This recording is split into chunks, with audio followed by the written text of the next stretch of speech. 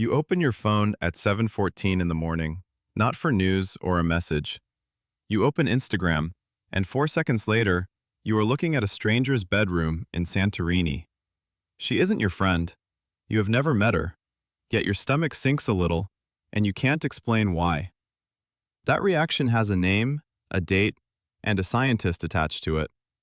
In 1954, the psychologist Leon Festinger published a paper in the journal Human Relations titled A Theory of Social Comparison Processes.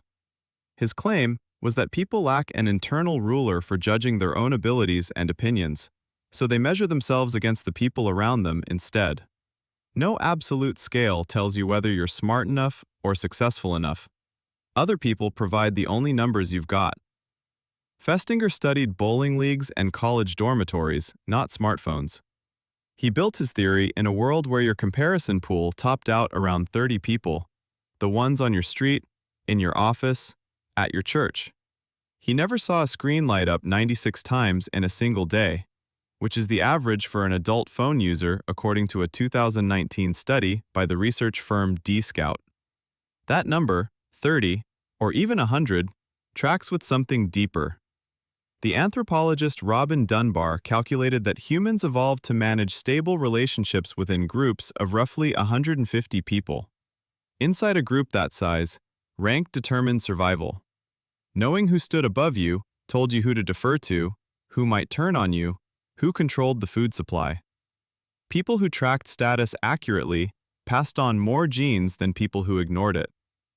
Now that evolved response runs through a feed built for billions of users.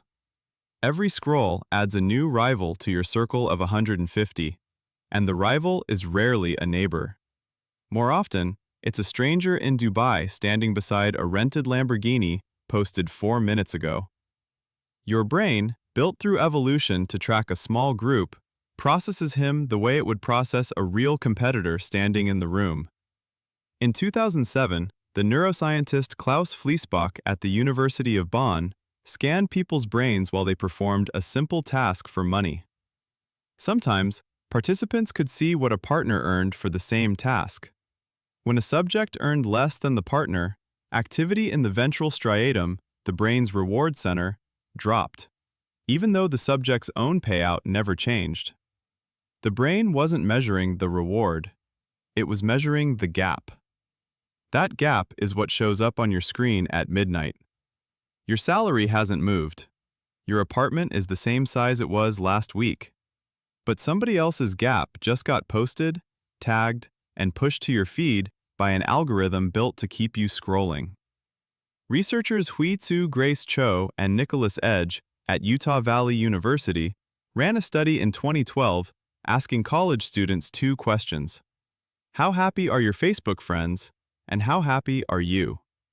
Students who spent more time on the site consistently rated other people's lives as happier than their own. They weren't guessing wrong on purpose. They were comparing a curated feed against their unedited daily life and grading themselves on the difference. A separate study from the Technical University of Darmstadt and Humboldt University Berlin in 2013 tracked more than 600 Facebook users. 1 in 3 said they felt worse after browsing the site, specifically from envy. Vacation photos triggered it most, ranking above achievements and relationships combined. Just a beach and a cocktail somebody else happened to be drinking.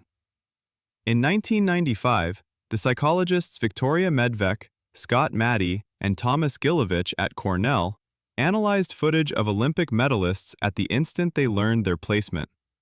Bronze medalists smiled more, on average, than silver medalists. The silver medalist had compared upward, toward the gold he missed by fractions of a second.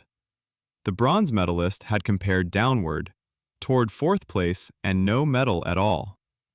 Same event, same podium, opposite emotional outcome, decided entirely by which direction each athlete happened to look. The psychologist Thomas Wills named this pattern in 1981 in the journal Psychological Bulletin. He called it downward comparison, when you measure yourself against someone worse off to feel better, and upward comparison when the comparison runs the other way, and usually stings. For most of human history, both directions stayed limited by geography, because you could only measure yourself against whoever happened to be standing nearby. Upward comparison has no ceiling now. There's always a bigger house one scroll away, a younger founder, a tighter waist, a longer marriage, a better vacation. The feed never runs dry, and every platform earning money from your attention has a direct incentive to keep that supply endless, because a satisfied user closes the app. A 2018 study from the University of Pennsylvania, led by the psychologist Melissa Hunt, took 143 students and limited half the group to 30 minutes of social media a day, split across 3 platforms. After 3 weeks, that group scored significantly lower on loneliness and depression than the group that kept using social media without limits. Nobody in the study got a raise. Nobody's relationship changed. They simply cut the number of strangers their brain had to rank each day. None of this means the instinct is broken. It evolved to manage a village of 150 faces you would actually meet. And now it processes several thousand curated strangers a week with no built-in way to tell the difference. The comparison you feel scrolling tonight runs on the same mechanism that once told your ancestors who to trust and who to avoid. It just has the wrong targets. Tomorrow at 7:14, you'll open your phone again. The bedroom in Santorini might still be there, or a new one will have replaced it. Either way, the gap your brain measures was never really about the room.